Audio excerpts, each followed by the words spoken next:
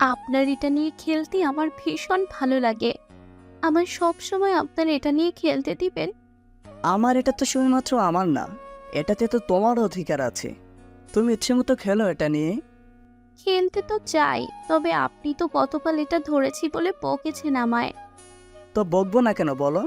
সারা দিন রাত যদি এটা নিয়ে খেলতে থাকো, তবে অন্য কাজ করবে কখন বলো? অন্য কোনো কাজ করতে আমার ভালো লাগে না, আমার শুধু আপনার এটা নিয়ে খেলতে ভালো লাগে। ওরে দুষ্টু মেয়ে রে, এত দুষ্টুমি করলে কেমন করে হবে বলো? মাহিম কথাটা বলতেই মালিহার গাল ধরে টিপে দিল। মালিহাও মুচকি হাসি দিল। মালিহা সব সময় মাহিমকে ভীষণ জ্বালাতন করে, তবে মাহিম কখনো মালিহার এই জ্বালাতনে বিরক্ত হয়ে পড়ে না। বরং মালিহা যদি মাহিমের কাছে না আসে তবে মাহিম ভীষণ রেগে যায়। মাহিম মালিহার সাথে একটু দুষ্টুমি করতেই মালিহা মাহিমেরটা নিয়ে খেলতে শুরু করে দেয়। মাহিম যদিও মালিহাকে সব সময় তার এটা নিয়ে খেলতে দেয়, তাই কিছু বলল না।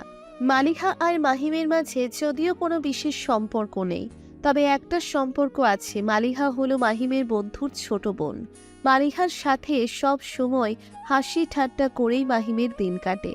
মাহিম পড়াশোনা আর একটা জব করার জন্য শহরে আসে। এখানে আসতেই মালিহার ভাই ফাহিমের সাথে মাহিমের দেখা হয়ে যায়। সেখান থেকেই দুজনের বন্ধুত্বের শুরু হলো। তাদের বন্ধুত্বের সম্পর্ক এতটাই শক্ত যে কখনো কোনো কারণে তাদের এই সুন্দর বন্ধুত্ব শেষ হবে না। মাহিম শহরে এসে একটা মেসে থাকতো, যে সেখানে মাহিম প্রচণ্ড অসুবিধায় পড়ে যায়। থাকা খাওয়া সহ সব ধরনের ঝামেলা ছিল মাহিমের। ফাহিম মাহিমের এই কষ্ট দেখে বিচলিত হয়ে যায়। আজ নিজের বাসায় নিয়ে আসে মাহিমকে। মাহিম এখন ফাহিমের বাড়ি থেকেই পড়াশোনা ও জব দুটোই করে। মালিহার সাথেও মাহিমের বেশ ভালোই বোঝাপড়া হয়ে গেছে। মালিহা ফোনে অনেক সময় ধরে গেম খেলার পর মাহিম মালিহাকে উদ্দেশ্য করে বলল, এই মালিহা, তোমার কি গেম খেলা হয়েছে? না তো, কেন? আপনার কি এখনই আপনার এটা লাগবে? না, আসলে লোডশেডিং হয়েছে তো, আর আমার ফোনেও চার্জ নেই, তাই এটা দাও না, একটু চার্জ দিয়ে নেই, পরে আবার নিও কেমন? আচ্ছা ঠিক আছে, পরে আবার দিবেন তো, নাকি সেই দিনের মতো ছাড়ি দিবেন? আরে পাগলি, দিব না কেন, সব তো তোমারই, নিও ওকে? মনে থাকে যেন। আচ্ছা ভালো কথা, আপনি অফিসে যাবেন কবে? অফিসে যাব এই তো সামনের শনিবার থেকে, কিন্তু কেন? না, আপনার সাথে আমার ঘুরতে যেতে ইচ্ছে করছে। ফাইমের সাথে ঘুরে এসো। ফাহিম ভাইয়ার সাথে যাবার হলে আপনাকে কেন বলতাম আমি? আমি আপনার সাথেই যাব, তাও আজকেই। আচ্ছা ঠিক আছে, চলো, সমস্যা নাই, আমি তো তোমার সেফটির জন্য বললাম। মালিহা খানিকটা রাগ দেখিয়ে মাহিমের সামনে থেকে চলে যায়। মাহিম মালিহাকে পেছন থেকে ডাকলো, তবে মালিহা একটিবারের জন্যেও পিছন ফিরে তাকালো না। মাহিম বুঝতে পারল মালিহা রেগে গেছে। এই মেয়ে সব সময় মাহিম মাহিম করে কেন কে জানে। বিকেলের দিকে মালিহা তৈরি হয়ে নিল। মালিহাকে সেজে গুজে তৈরি হতে দেখে মালিহার আম্মু মালিহাকে উদ্দেশ্য করে বলল, কি রে মালিহা, এমন সেজেগুজে কোথায় যাচ্ছিস তুই? আম্মু, আমি একটু ঘুরতে যাব মাহিমের সাথে, তাই রেডি হয়ে নিলাম। তুই একটা ছোট বাচ্চা মেয়ের মতো সবসময় মাহিমকে এত জ্বালাস কেন বলতো? ছেলেটা কবে জানি তোর জ্বালা সহ্য করতে না পেরে এই বাড়ি থেকে চলে যায়। আরে আম্মু, যাবেই বা কোথায়? আমি ওরে খুঁজে নিয়ে আবার জ্বালাতে শুরু করে দিব। মালিহা কথাটা বলতেই খিলখিল করে হেসে ফেলল। মালিহার হাসি দেখে তার আম্মুও হাসছে। এর মধ্যেই মাহিম চলে এলো। মাহিম এসে মালিহাকে বলল, কি হয়েছে তোমার? চলো, লেট হয়ে যাচ্ছে। আরে আপনার কি কোনো কমন সেন্স নেই? মেয়েদের সাজতে একটু সময় লাগে, আমারও একটু সময় লাগছে, অপেক্ষা করুন। আচ্ছা, তাড়াতাড়ি করে নাও, আমার আবার লেট হয়ে যাবে তো। করছি, তাড়াতাড়ি আপনি নিচে গিয়ে অপেক্ষা করুন। মালিহার কথাটা শেষ হতেই মাহিম মালিহার রুম থেকে বেরিয়ে যায়। মালিহার রুম থেকে বেরিয়ে মাহিম বাড়ির নিচে অপেক্ষা করছে। কিছু সময় অপেক্ষা করার পর হঠাৎ করে একটা মেয়ে এসে দম করে মাহিমের সাথে ধাক্কা খেলো। মেয়েটা মাহিমের সাথে ধাক্কা খেয়ে তার সামলাতে না পেরে দম করে পড়ে যেতে নেয়। মাহিম মেয়েটাকে সেভ করতে মেয়েটার দিকে হাত বাড়িয়ে দিল। মেয়েটার কোমর ধরে মাহিম কোনো মনে মেয়েটাকে পড়ে যাওয়া থেকে আটকে নিল। মাহিমের বুকের উপর হেলান দিয়ে মেয়েটা ড্যাব ড্যাব করে মাহিমের দিকে তাকিয়ে আছে। মাহিমও মেয়েটার দিকে তাকিয়ে আছে। মেয়েটা যেন মাহিমের বুকের উপর থেকে সরছেই না। মাহিম মেয়েটাকে উদ্দেশ্য করে মৃদু কণ্ঠে পড়ল। আপনি কি ঠিক আছেন? একটু দেখে চলবেন না? মাহিমের কথায় মেয়েটির ঘোর কাটল। মেয়েটি মাহিমের বুকের উপর থেকে উঠে গিয়ে আমতা আমতা করে বলল, সরি, আসলে একটু অন্যমনস্ক ছিলাম, তাই আপনাকে দেখতে পাইনি। একটু দেখে চলবেন, না দেখে চললে অনেক ধরনের বিপদে পড়তে হয়। আমি পর্দা আর সঠিক সময়ে আপনাকে যদি না ধরতাম তবে তো কোমরটা যেত। সো বি কেয়ারফুল, ওকে? জি, অসংখ্য ধন্যবাদ আপনাকে। আচ্ছা, আপনার নাম কি? আমার নাম মাহিম। আপনার নাম কি? আমার নাম আরাধ্যা। ওহ, খুব সুন্দর নাম আপনার। ধন্যবাদ। মাহিম মেয়েটার সাথে একটু কথা বলে নিল। মেয়েটা এই বাড়িতে উঠেছে বেশি দিন হয়নি, তাই এখানকার লোকজনদের তেমন একটা চেনা জানা নেই তার। মাহিম আরাধ্যার সাথে আরো কিছু সময় কথা বলতেই মালিহা সেজে গুজে বাড়ির নিচে চলে আসে। বাড়ির নিচে আসতেই মালিহা ঠাই থমকে যায়। মালিহা দেখতে পায় মাহিম একটা মেয়ের সাথে কথা বলছে। মালিহার এই দৃশ্যটা দেখার জন্য প্রস্তুত ছিল না। মালিহা ভেবেছে মাহিম তার জন্য নিচে অপেক্ষা করবে, আর মালিহা এত সুন্দর করে সেজেছে যে মালিহার দিকে একবার তাকালে আর নিজের চোখ ফেরাতে পারবে না। অথচ এমন কিছু হলোই না। মাহিম তো অন্য একটা মেয়ের সাথে কথা বলছে। কেন যেন মাহিমের সাথে মেয়েটাকে দেখে মালিহার মাথাটা গরম হয়ে যায়। ইচ্ছে করছে এখনই ওই মেয়েটাকে ইচ্ছে মতো উত্তম মধ্যম দিতে। মালিহা মুড অফ করে মাহিমের দিকে এগিয়ে আসতেই মাহিম মালিহার দিকে দৃষ্টিপাত করল। মুচকি হাসি দিয়ে মাহিম আরাধ্যাকে উদ্দেশ্য করে বলল, আচ্ছা, আজ আসছি, কেমন? মালিহাকে নিয়ে একটু শপিংয়ে বের হবো। জি, আবার দেখা তো হবেই। আসছি, কেমন? আরাধ্যার থেকে বিদায় নিয়ে মাহিম মালিহাকে নিয়ে বাড়ি থেকে বেরিয়ে যায়। মালিহা মাহির আর আরাধ্যার এইসব ন্যাকামি দেখে চলে যাচ্ছে। মাহিমের সাথে কথা বলার অধিকার শুধুমাত্র মালিহার আছে, আর মেয়েটা কিনা তার সেই অধিকারে ভাগ বসাতে চলে এলো। মালিহা মেয়েটার কথা ভাবছে আর লাগে ফুঁসছে। মাহিম মেয়েটার সাথে কথায় এতটাই ডুবেছিল যে এখনো পর্যন্ত তার দিকে তাকিয়ে প্রশংসা করল না। মাহিম আর মালিহা গাড়িতে উঠে বসল। কিছু সময় যাবার পর মাহিম মালিহার দিকে তাকিয়ে মুচকি হেসে বলল, বাহ, আমি তো লক্ষ্যই করিনি। আজ তো তোমায় দেখতে একদম পরীর মতো লাগছে।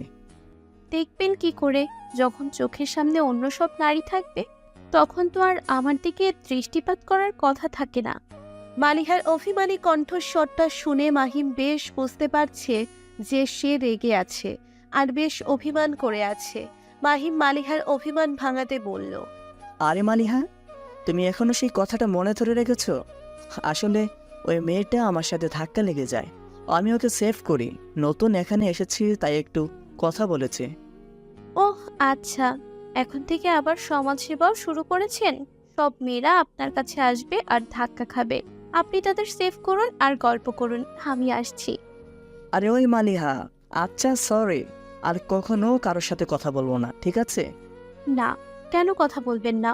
অবশ্যই কথা বলবেন, একদম কথা বলতে বলতে ডুবে যাবেন, আপনি তো সমাজসেবক। মালিহার কথার বিপরীতে মাহিম কিছু বলল না। মেয়েটা রেগেই আছে বেশ বোঝা যাচ্ছে।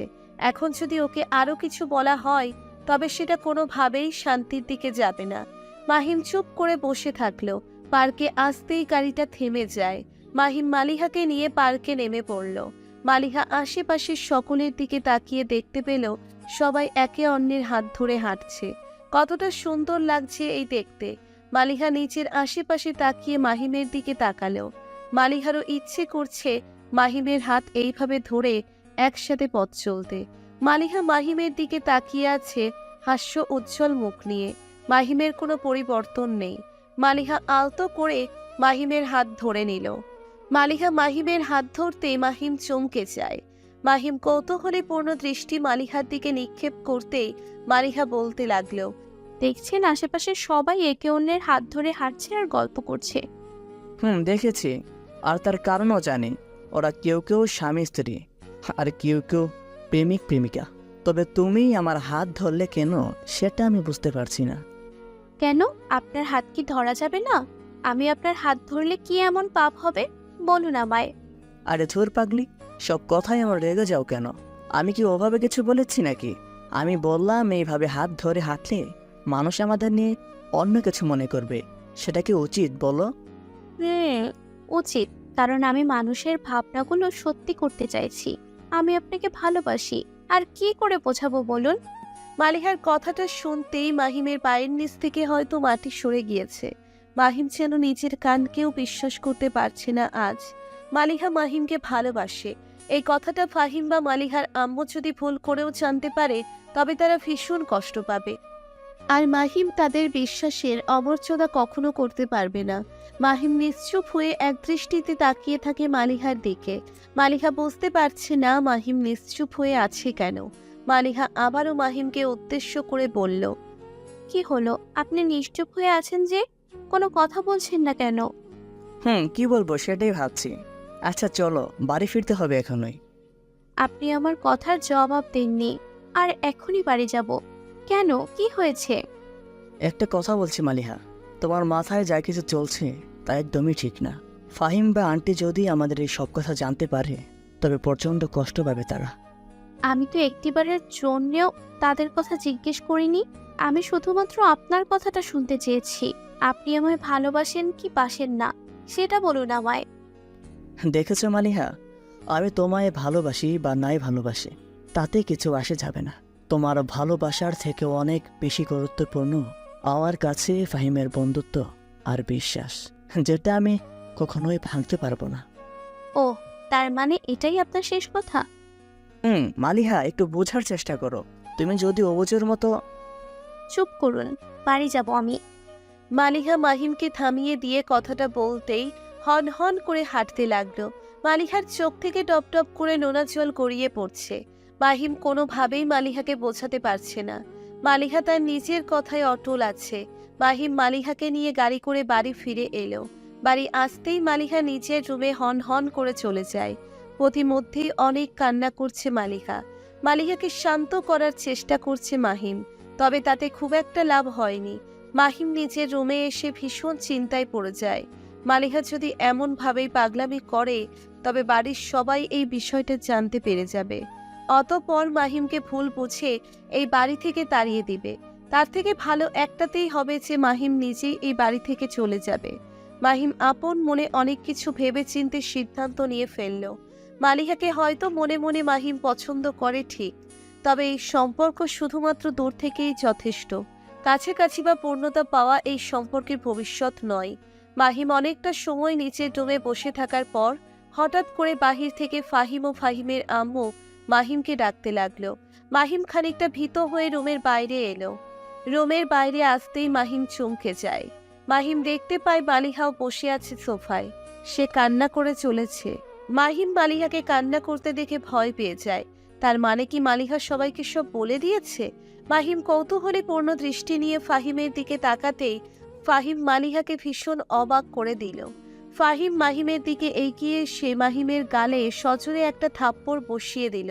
মাহিম গালে হাত দিয়ে ফাহিমের দিকে তাকাতেই ফাহিম ভীষণ কর্কশ কণ্ঠে মাহিমকে উদ্দেশ্য করে বলল, আমি তোর থেকে এসব আশা করিনি। আমি তোকে বিশ্বাস করেছিলাম, আর তুই কিনা সেই বিশ্বাসের সুযোগ নিলি। বিশ্বাস কর ফাহিম, আমি এমন কিছুই করিনি যার কারণে তোর বিশ্বাস ভেঙে যাবে। আমি মালিহাকে অনেক বোঝানোর চেষ্টা করেছি, তবে সেটা ওকে, তোর ওকে কিছু বোঝাতে হবে না। আমি তোর থেকে শুধু এটাই জানতে চাই যে মালিহাকে তুই ভালোবাসিস কিনা। ফাহিম, আমি তোকে বলছি, দেখ আমি ওকে বুঝিয়ে বলেছি, আর আমি সিদ্ধান্ত নিয়ে নিয়েছি এখান থেকে চলে যাব। প্লিজ তুই নিজেকে একটু শান্ত কর। চুপ, একদম চুপ। যেটা জিজ্ঞেস করছি সেটার উত্তর দে। মালিহাকে ভালোবাসিস কি বাসিস না? আন্টি, আপনি তো আমার কথাটা একটু বোঝার চেষ্টা করুন। আমি আজকেই এখান থেকে অনেক দূরে চলে যাব। প্লিজ ফাহিমকে একটু শান্ত হতে বলুন। মাহিম, তুই আমার সাথে কথা বল। আমার রাগ তুলে দিস না প্লিজ। বল, মালিহাকে তুই পছন্দ করিস কি না? মাহিম বেশ বুঝতে পারছে সত্যি আর আড়াল করা যাবে না, যা হবে দেখা যাবে। সত্যিটা বলে দেওয়াই উচিত। মাহিম একটা বড় নিঃশ্বাস নিয়ে ফাহিমকে উদ্দেশ্য করে বলল, ভালোবাসি ওকে, আর এটাই সত্যি। কিন্তু কখনো সেই ভালোবাসাকে আমি প্রকাশ করিনি, আজও না। আসছি আমি। মাহিম কথাটা বলে চলে যেতে নিতেই ফাহিম দম করে মাহিমের হাতটা ধরে ফেলল। মাহিমকে নিচের দিকে টেনে নিয়ে শক্ত করে জড়িয়ে ধরে ফাহিম। মাহিম কিছু বুঝতে পারছে না। ফাহিম মাহিমকে জড়িয়ে ধরে বলল, এই পাগল, তোর আমার থেকে ভালো কে জানে? আমার বোন তোর সাথে থাকলে অনেক ভালো থাকবে। শুধু শুধু আমার বোনটাকে কান্না করিয়েছিস। আমরা তোদের এই ভালোবাসাকে মেনে নিয়েছি। ফাহিমের কথাটা শুনে মাহিম যেন বিশ্বাস করতে পারছে না। সত্যি ফাহিম ও তার পরিবার তাদের সম্পর্ককে মেনে নিয়েছে। মাহিম খুশিতে পাগল হয়ে যায় প্রায়। ফাহিমকে শক্ত করে জড়িয়ে ধরে সে। ভালোবাসা সত্যিই সুন্দর। বন্ধুত্বের সম্পর্ককে বাঁচাতে গিয়ে মাহিম নিজের ভালোবাসাকে স্যাক্রিফাইস করতে চলেছিল। তবে যেখানে ভালোবাসাটা সত্যি থাকে ওখানে বিচ্ছেদ আসতে পারে না। দোয়া করবেন সবাই মাহিম ও মালিহার জন্য।